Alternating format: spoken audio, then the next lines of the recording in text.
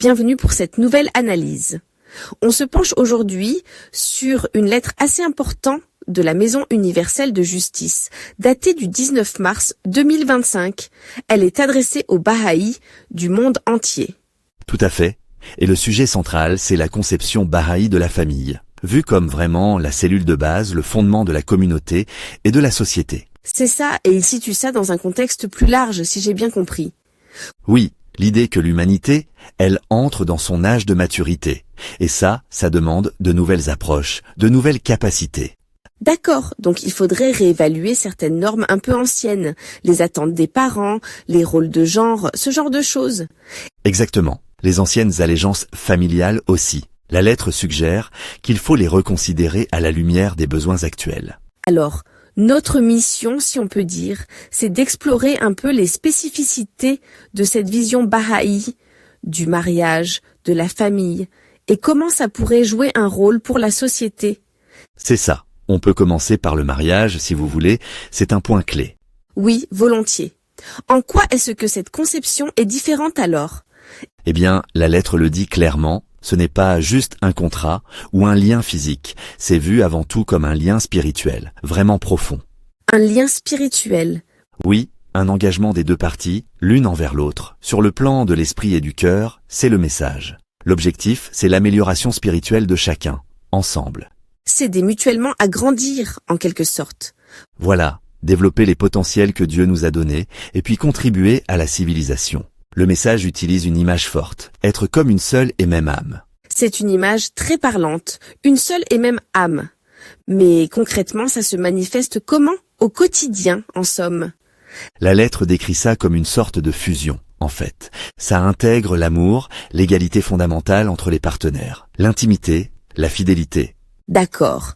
Mais aussi, et c'est important, la dimension des relations sexuelles, la procréation, l'éducation des enfants. Tout ça forme un tout. Une sorte de package complet, si on veut. On pourrait dire ça. La lettre parle d'une forteresse pour le bien-être personnel et social.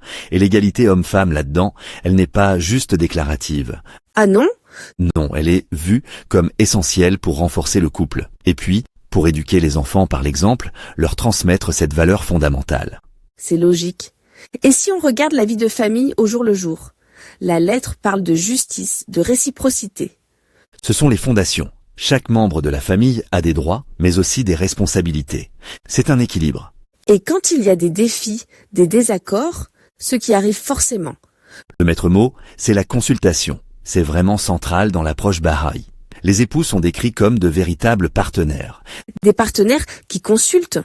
Oui, ils utilisent la prière, l'étude ensemble et ce processus de consultation, cette recherche franche, ouverte, pour trouver une solution unie. C'est l'outil pour affronter les difficultés, qu'elles soient matérielles ou spirituelles. D'accord.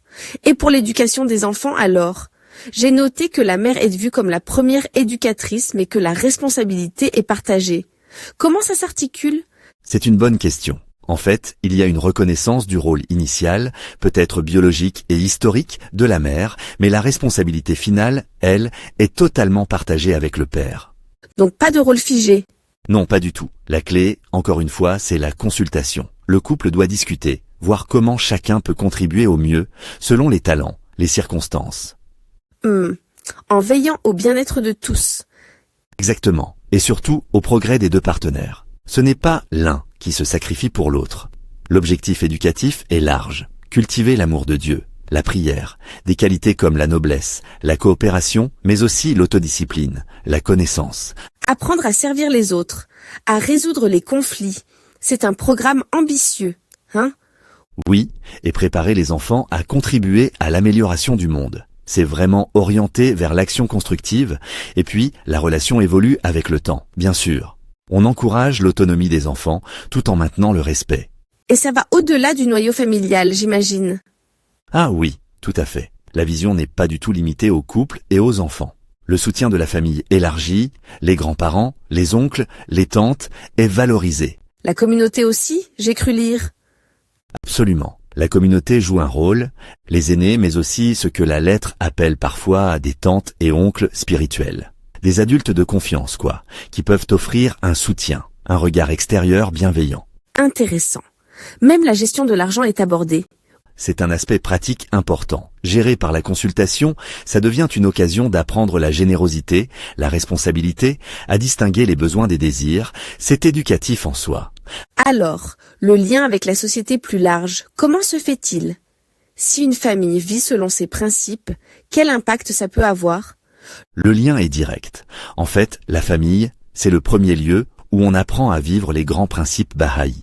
L'égalité, l'unité de l'humanité, l'harmonie entre science et religion, la consultation. C'est un terrain d'entraînement, en quelque sorte. C'est exactement ça. En vivant ces principes au quotidien, en famille, on se prépare à les appliquer ensuite dans la communauté, au travail, dans la société. Et c'est vu comme un rempart contre certains problèmes sociaux.